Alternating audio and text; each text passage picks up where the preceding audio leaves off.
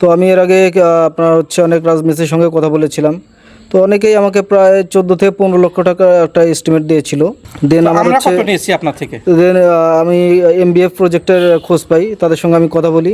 তাও আমাকে আশ্বাস দিয়েছিল যে এখান থেকে অনেক কম সাশ্রয়ে আমাকে বাড়িটা করে দেবে। তো দেন আমি তাদের ভরসায় আমি কাজটা শুরু করে দেই। তো সেই কাজটা আমি প্রায় 9.5 লক্ষ টাকার মধ্যে আমি কমপ্লিট করতে পারছি। আপনার নিজে থেকে দেখুন, আসলে আমরা কথায় বিশ্বাসী না। আমি অ্যাকচুয়ালি কথায় বিশ্বাসী না, কাজে বিশ্বাসী। আসসালামু আলাইকুম দর্শক ভাইরা, আমি মোহাম্মদ আতাউর রহমান। এই মুহূর্তে আছি গাইবান্ধা জেলার সুন্দরগঞ্জ থানা বামনডাঙ্গা ইউনিয়নে। আমাদের একটা প্রায় কমপ্লিট প্রজেক্ট 90%, 90 থেকে 95% কাজ হয়ে গেছে। তো ওই প্রজেক্টটা আমরা ভিজিট করার জন্য আসছি। আপনারা আমাদের সঙ্গে থাকুন, দেখি আমরা আমাদের প্রজেক্টের কী অবস্থা। আমাদের 95% প্রজেক্ট কমপ্লিট ভিডিও দেখতে আমাদের সঙ্গেই থাকুন। অলরেডি পেয়ে গেছি আমাদের সম্মানিত ক্লায়েন্ট। আমরা যে মিরাজ ব্লক ফ্যাক্টরির পক্ষ থেকে যে একটা বাড়ি নির্মাণ করে দিয়েছি, তো আমাদের সম্মানিত ক্লায়েন্ট আমাদের সামনে এই মুহূর্তে উপস্থিত হয়েছে। ওনার সাথে আমরা একটু কথা বলবো, আপনারা জানুন। যদি আপনার পরিচয়টা একটু দিতেন। আমি রিপন।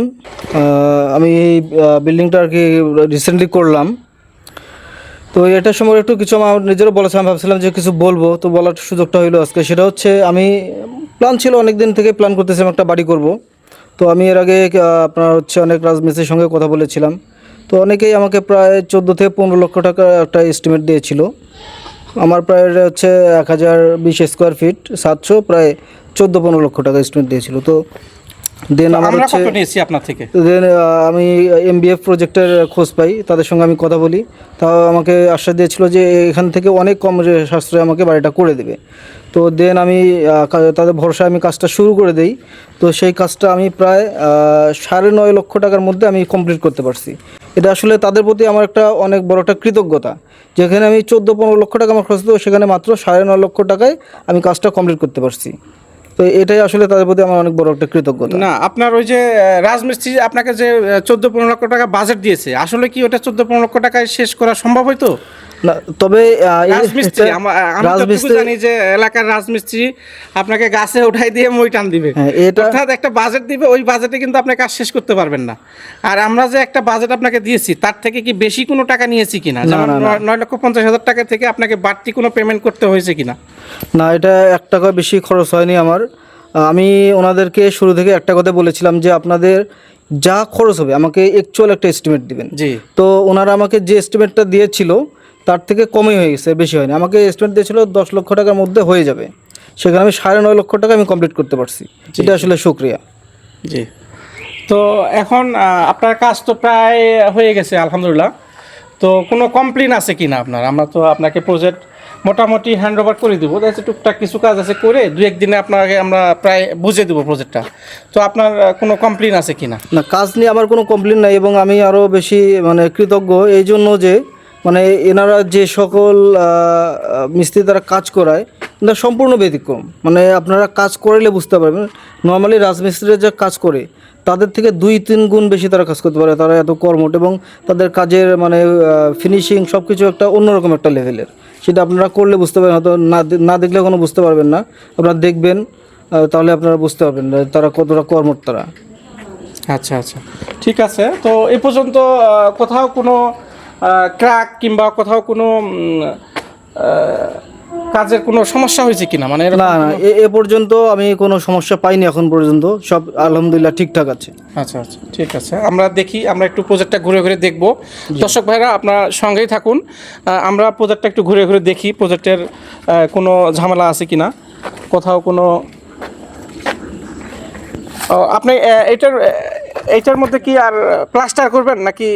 আচ্ছা, না, আমার এটা তো আগেই আমি আরেকটা কথা শুনেছিলাম যে ব্লক দিয়ে বাড়ি করলে প্লাস্টার করতে হয় না, যেটা আমি প্রমাণ এখন পাচ্ছি। অ্যাকচুয়ালি এটা প্লাস্টার কোনো প্রয়োজন নেই। আমার এটা জাস্ট হালকা করে একটু ফিনিশিং করে দিলে, একটু একটু ঘষা মাজা করলে এটা ফুল ক্লিন হয়ে যাবে। দেন আমি এটার উপর আমি রং করতে পারবো, ব্যাস ক্লিন। সেটাই, মানে প্লাস্টার করবেন না? আমি প্লাস্টার করবো না। আচ্ছা, আমি এর উপরে জাস্ট এটা ক্লিন করে এর উপরে আমি রং করবো। আচ্ছা আচ্ছা, ঠিক আছে। আমরা দেখি আমাদের প্রজেক্টের আর কোনো সমস্যা আছে কি না।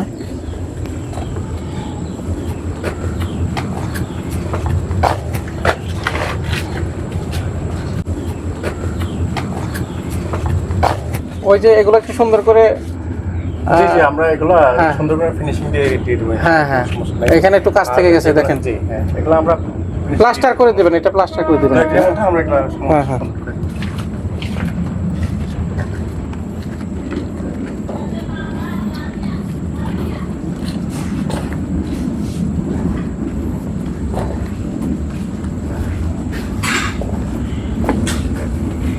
দর্শক ভাইরা দেখুন, আপনারা নিজে থেকে দেখুন, আসলে আমরা কথায় বিশ্বাসী না, আমি অ্যাকচুয়ালি কথায় বিশ্বাসী না, কাজে বিশ্বাসী। আপনারা দেখুন আমাদের কাজগুলা, আমাদের এই যে কাজগুলা দেখুন, আপনারা সরেজমিনে দেখুন। এই ভিডিওটা একটু কাছ থেকে করে দেখান, আসলে এখানে প্লাস্টারের প্রয়োজন আছে কিনা একটু জুম করে সুন্দর করে দেখান, যেন আসলে প্লাস্টার করতে হবে কিনা। দর্শক ভাইরা, আপনাদের সবার উদ্দেশ্যে বলতেছি, আপনারা যদি এরকম যদি অল্প টাকায় অল্প বাজেটে যারা এরকম একটা ছাদ বিশিষ্ট বাড়ি করতে চাচ্ছেন, যারা আপনারা আমাদের স্ক্রিনে দেওয়া নাম্বারে যোগাযোগ করুন। আমরা আপনাদেরকে অল্প টাকায় সুন্দর একটা আপনাদের স্বপ্নের একটা বাড়ি আমরা নির্মাণ করে দেবো ইনশাল্লাহ।